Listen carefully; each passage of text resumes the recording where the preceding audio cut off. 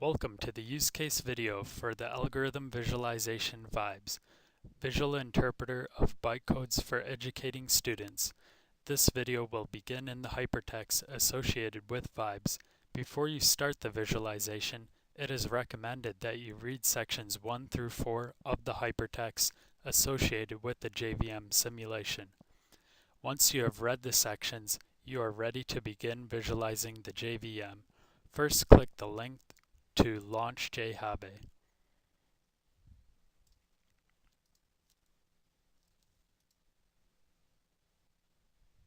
The input generator will appear.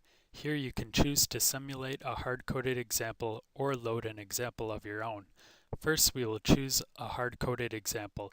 Click the drop-down menu in the bottom right-hand corner and select one of the examples. Then click OK. The software may take several seconds to load the visualization at this point.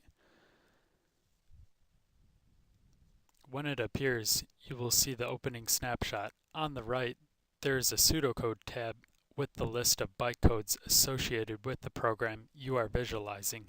Another tab is located here called Info. Click on the Info tab to see what Java source code you are visualizing. Then look back at the pseudocode tab where the bytecodes are displayed. They correspond to the Java code. Note that the line numbers in the pseudocode window do not match the line numbers in the Info tab. Instead, the line numbers of the bytecodes refer to the bytecode's location in memory.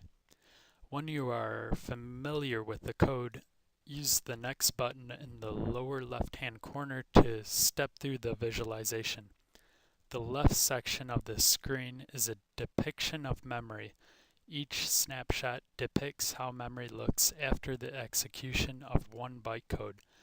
The bytecode just executed is highlighted in green in the pseudocode tab. Any changes in memory are highlighted in the picture on the left in the same color. The bytecode to be executed next is highlighted in red. Note the corresponding line in the Java code is highlighted in red as well.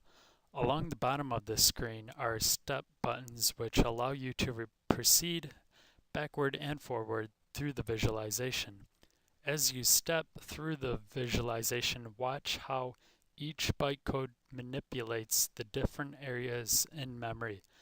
The sections of the screen on the left are as follows. The runtime stack with frames pushed on it is in the lower left-hand corner.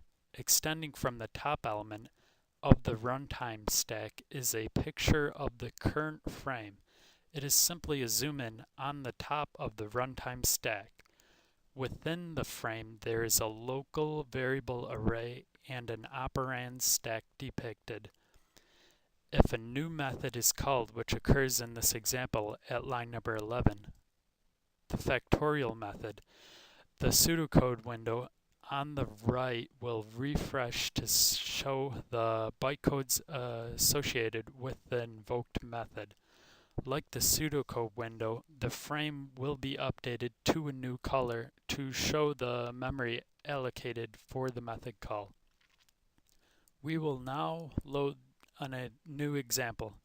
Select the Connection tab in the top left corner.